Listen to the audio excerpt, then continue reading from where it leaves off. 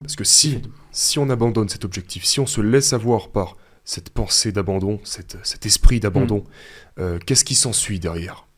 Alors on arrête de souffrir, on arrête de subir cette discipline, on arrête de se lever le matin, on arrête de faire les choses, mais on devient quoi du coup? Le plus dur, c'est le regret. C'est la fin. C'est la fin. C'est le début de la fin. C'est le début de la fin. Et à un moment, notre vie, elle va s'arrêter.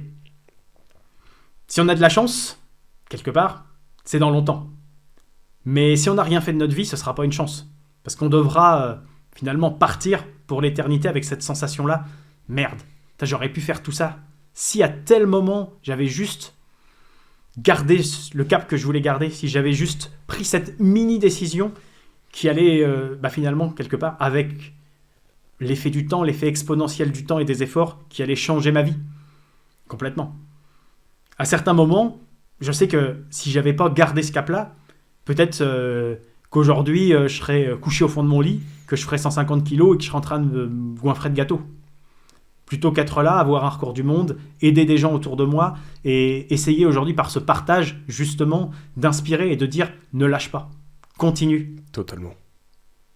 Sur le long terme, même pas sur les années, mais en quelques semaines, en quelques mois, même si on a l'impression d'être au fond du trou, on peut vraiment faire une différence en l'espace de quelques semaines. En l'espace de quelques semaines, en l'espace de quelques jours. La vie, c'est pas un processus linéaire. Ça va jamais être une ligne droite, ça va jamais être la pente sur laquelle on va progresser linéairement. Ouais. C'est même normal à certains moments de régresser, ça fait partie. C'est pour ça qu'on s'entraîne. Quand on s'entraîne, on crée un stress sur le corps. Si on prend notre niveau physique 1 heure après l'entraînement, on est plus faible qu'avant. Mais on fait ça pour que notre corps devienne plus fort. Dans la vie, c'est pareil. Il y a des moments où voilà, ça va descendre, c'est normal, ça fait partie du processus d'évolution et ça ne nous empêche pas d'avancer. Et en quelques jours, quelques semaines, on peut réaliser des grandes choses. On peut avancer énormément. On peut, en travaillant simplement 30 minutes par jour, on peut parler correctement une langue étrangère en quelques semaines. On peut s'exprimer, on peut avoir des échanges avec des gens. En écrivant 1 page par jour, en 6 mois, on a un livre de 180 pages.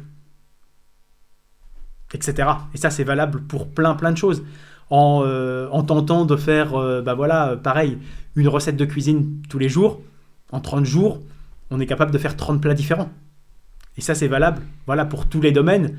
Et je t'en parle même pour des domaines que je ne connais pas, que je ne maîtrise pas. Bien sûr, ça s'applique à tout. Ça s'applique à absolument tout. Tu crois en la vie après la mort? Tu parlais tout à l'heure de l'éternité, de partir avec ses regrets si l'on n'a rien fait de sa vie. C'est quelque chose sur lequel tu as réfléchi déjà? À la fois, c'est quelque chose qui m'est venu vraiment au fur et à mesure de mes épreuves, on va dire. Je parle déjà de la foi d'une façon générale.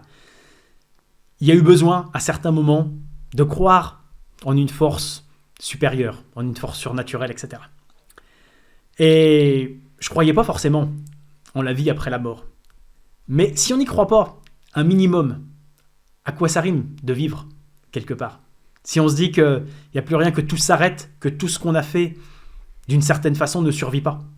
Et si notre âme ne survit pas, qu'est-ce qui nous pousse à avancer?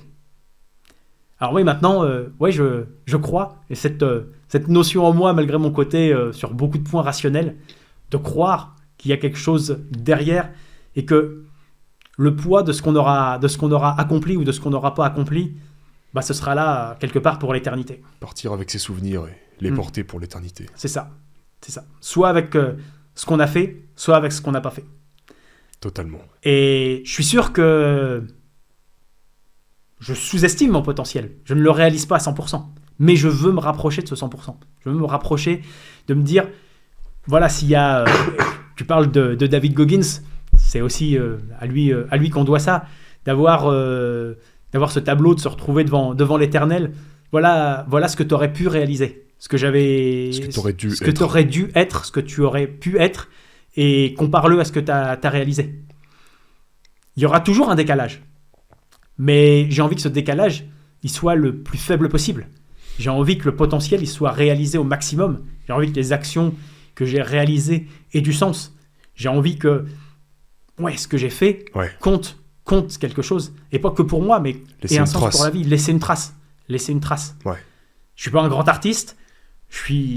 Mais je sais que tout ce que je fais peut compter Et si j'aide ne serait-ce qu'une seule personne, j'ai déjà réussi quelque chose. Mais voilà, et si je suis là aussi quelque part aujourd'hui, c'est que je sais que peut-être que je peux en aider 100, peut-être que je peux en aider 1000, peut-être que je peux en aider 100 000. Mais au départ, à tous ceux qui pensent aujourd'hui qu'ils peuvent rien faire, qu'ils ne peuvent avoir aucun impact, j'ai été comme ça. J'ai clairement été comme ça, à me dire, mais je sers à rien. Et au fil du temps, je me suis rendu compte, oui, j'ai trouvé ma voie, mais que mon expérience, ma vie peut servir. Et la vie de n'importe qui, aujourd'hui, peut servir aussi à son prochain et à donner de l'espoir, susciter de l'espoir. Tu sers à rien que jusqu'à ce que tu arrêtes de croire que tu sers à rien. Exactement. Exactement.